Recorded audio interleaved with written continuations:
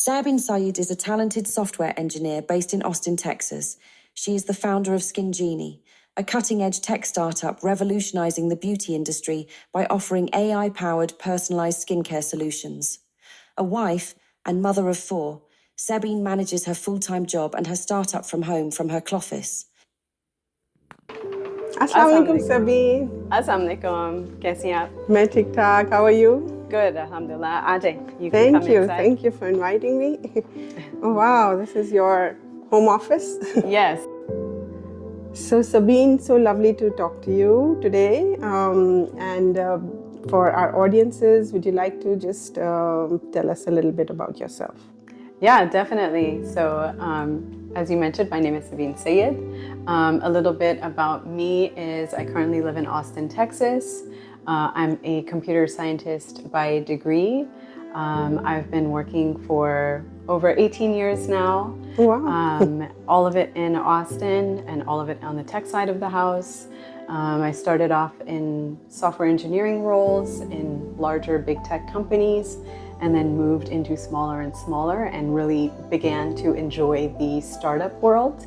And then just on a personal side during this whole journey, my husband and I, we have 4 kids. Oh, mashallah. And so this is just something that's been part of my life, is both, the work side, of course, and then of course the family side, and, juggling all of that together. Mm-hmm. So yeah, that's a little bit about me, and I'm at this stage in my life now where I started a startup tech company within the skincare and AI space, and it's something that I've been learning a lot and a lot of different realms of what startup companies require. And it's called the Skingenie. It's called Skingenie. Yes. Okay, very interesting. So why skincare? Was it something you were always interested in, or you struggled to find these solutions, or what? Exactly. Actually, I have always been into skincare since I was a teenager, and it was born out of struggles. In my teenage years, I had like acne, or like the teenage acne, and I was always that type of person who I would try many different things to try and fix it. And I would do research as to, what are the ingredients in these products that I'm using, and what do those ingredients do. And that research just kind of kept on going through different life stages. So, after the teenage acne, it was hyperpigmentation. Right. And then after hyperpigmentation, now, I'm getting older. Dark circles. Exactly. And with no sleep and the kids and everything. Mm-hmm. And so there was always just something that I wanted to improve. And you buy the wrong product, it goes waste. And Exactly. And so actually, if you see my bathroom counter, it's filled with products, because I'm always trying things and experimenting with things. And like you mentioned, try something, and majority of the time it wouldn't work. And I knew that now, especially with AI, there's a better way to do this stuff. Right. And all of this research that we have to do as consumers, it can all be outsourced and figured out for us. Right. And so that's basically how I came up with Skingenie, was to be able to help people figure out what products actually work for them, and then also be able to find like these trends. So example, ethnicity also has an impact, your life stage, your age, and where you live and things like that, all of that plays an impact, or has an impact on your skin. Right. And so instead of having to put hours and hours of research and also just experimenting with different products that may or may not work, spending money, of course. And so, instead of all of that, just I'll put, have the computer and all of these AI models do that for you. That's amazing. Yeah, I've used the platform. It's pretty simple, like just a few questions. Yes. And because if let's say I'm shopping, I'm at the store, I don't have time to fill out long forms or take surveys, it works. Yeah. I'm glad it works, and that's good to hear. So how long was it? When did you come up with the idea? Yeah, so I came up with the idea actually about last year around this time. And this was actually something I had been thinking about. I'd been just gnawing on it in the back of my mind. And then just as in solving the skincare area or doing something within that area. And then just with the blow up of AI and AI being like or not so easy to use, but relatively, from the past, it's been much more easy to use. And so I was like, okay, this is, in my mind, it's perfect. And it would be a product, exactly, it clicked, and it would be a product that I actually wished that I would have had, at least a couple years ago, or I feel like it would help me, and through conversations with other people that I had already been having, with my friends and family and everybody about their skincare and stuff. So I knew that this could possibly help other people as well. So you started working on it, the Yes. software. Exactly, yeah. So I'm a software engineer, by degree and background. And so I knew that this was something that I could just start. And so that's what I did, yeah. And so I started building out the AI models. I started building out the front end, the back end. And actually, before that too, I have some friends that I used to work with, in my previous companies. And so I reached out to them and just kind of pitched the idea and was like, what do you think? They were like, okay, this sounds great, and this sounds, super interesting. And so I had some of my friends like help me out as well.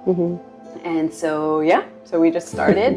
And you ran it through women to test? Of course. Oh yes. Women are, I feel like a huge major portion is women resonating with the idea and with the product. And they are the largest consumers of skincare.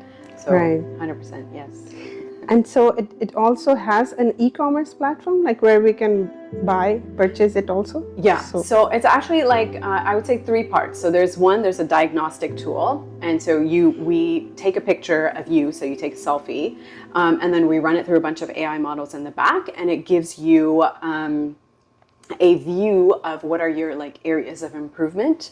So going through things like fine lines, acne, hyperpigmentation, and things like that.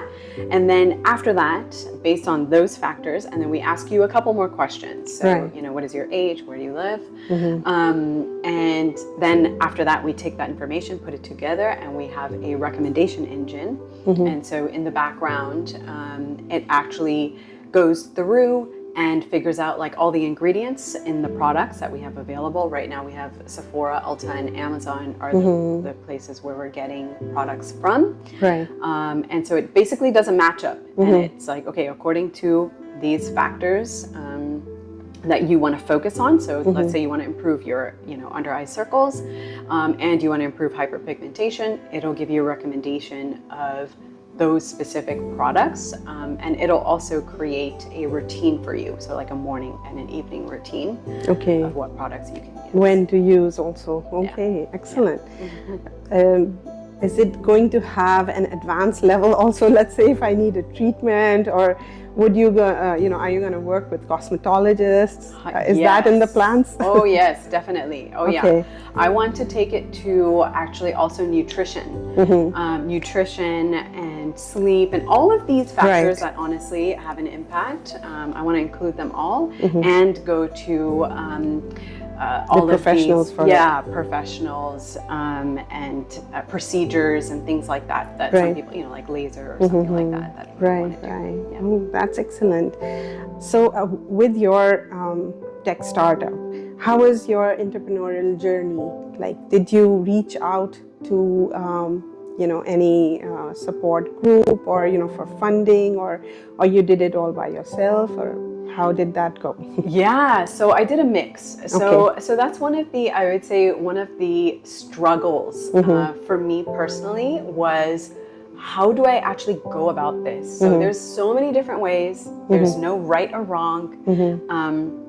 And there's so many different factors and also advice that I heard. You know, some of it is like bootstrap all the way. So basically just do everything on your own, you know, figure it out. Once you reach a certain level of revenue, you know, then you can go into the big like VCs and things like that. Right. Other people are like, no, you know, like go to the VCs first, you know, get some seed money, go that route. You'll get advisors and help that way.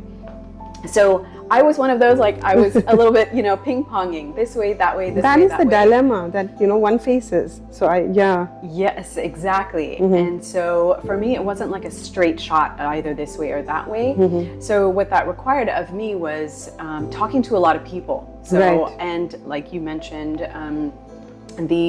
there are support groups out there, and so I would reach out to them, and I went to quite a few events, and Austin does have a good tech scene and a tech startup scene, so that was super helpful.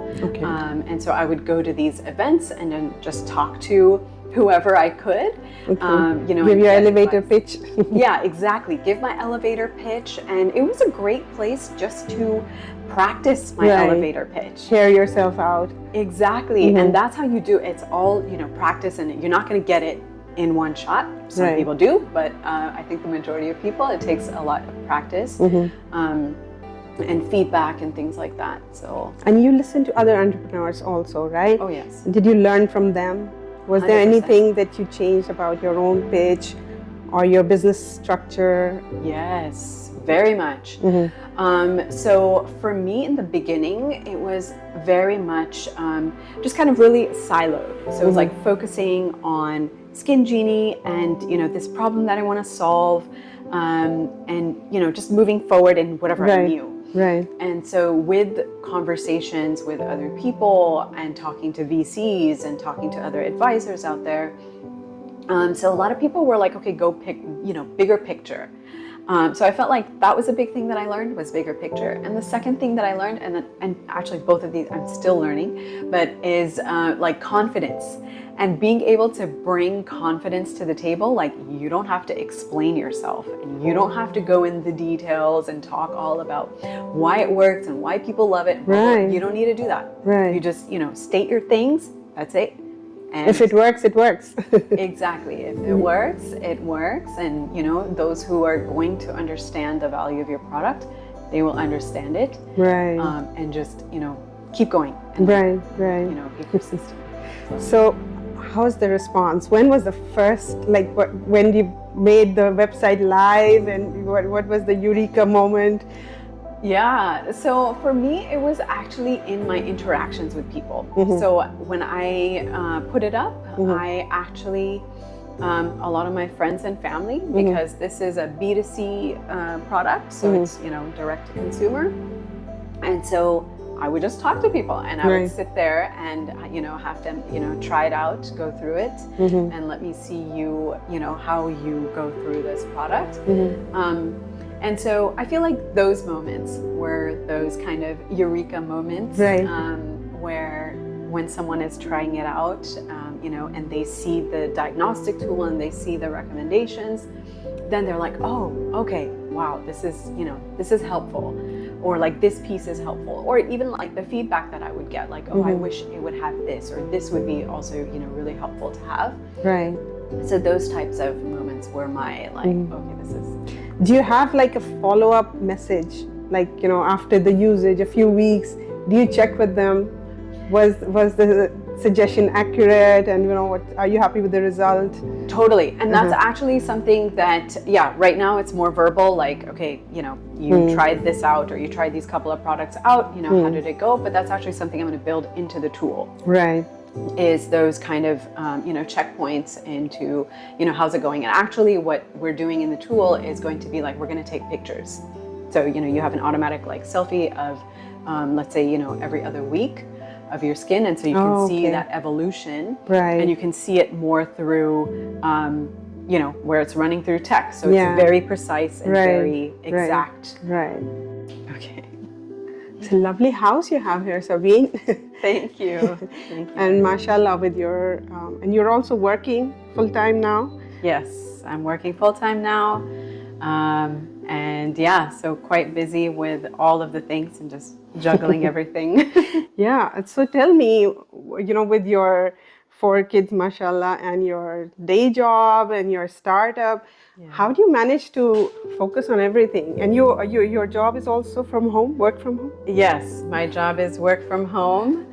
And I can show you where I work from in just a little bit. Okay. Yeah, that's an interesting story. So you do have a study at home, but you don't work in the study? Yes.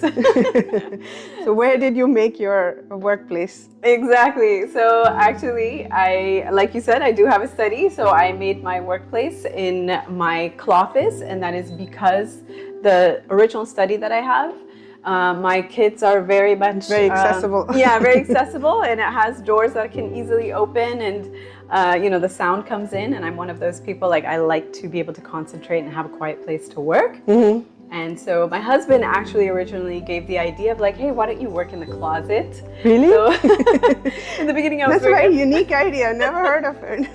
Yeah, and in the beginning, I was quite offended. I was like, why would I work in the closet? Yeah. But actually, it was a really good idea, and we were able to make a little office space in the closet as well. So you hired a professional designer? Yes, yeah. We hired a professional, and we told them, like, we wanted a closet space as well as an office space in it. Mm-hmm. And so they did a really great job of just kind of helping out, figure out how that can look.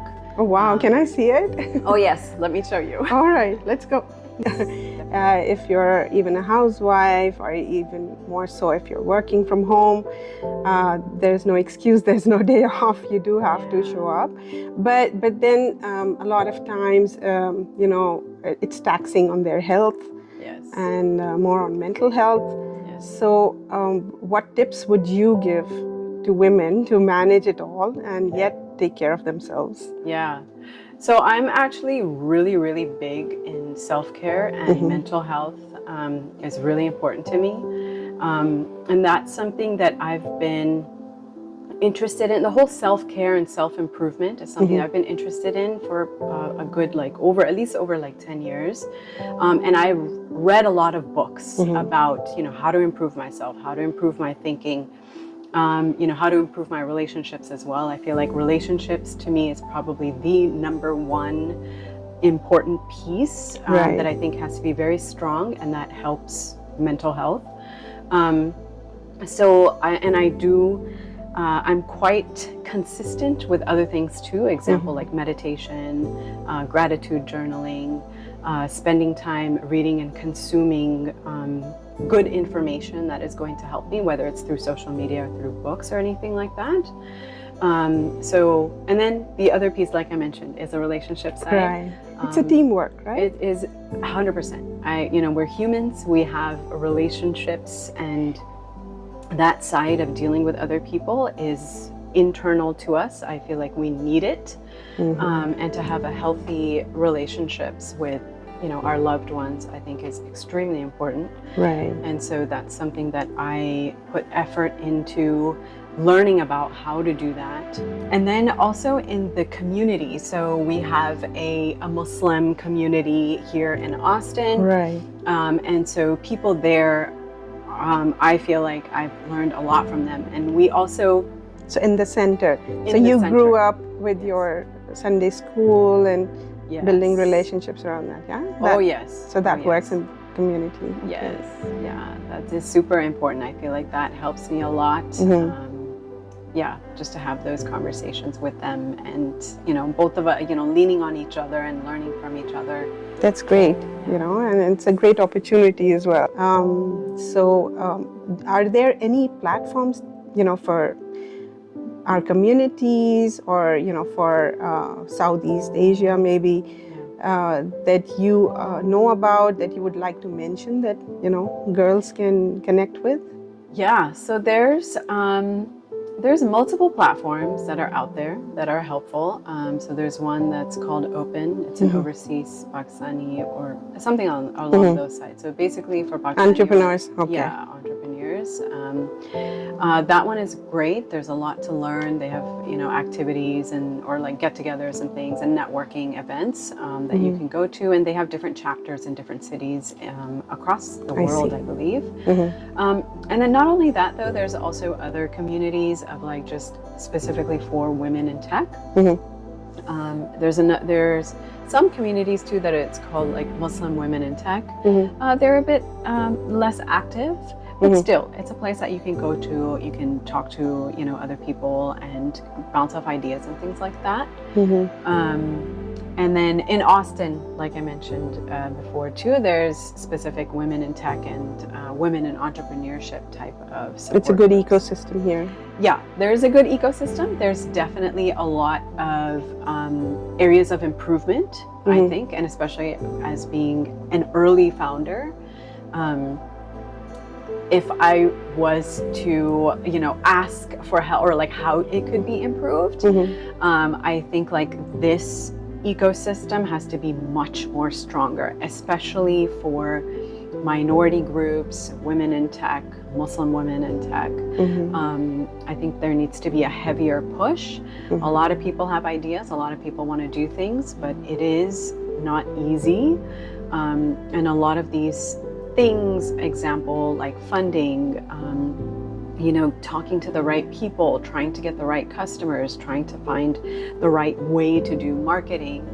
All of that, like there's, people know, but you definitely need a push to go and like do that and understand, okay, what is it that you need to do?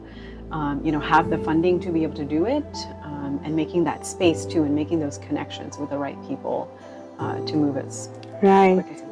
I hope we can make our voice heard. Yes, and more organizations and people in that position would listen and create more opportunities for amazing female entrepreneurs like yourself.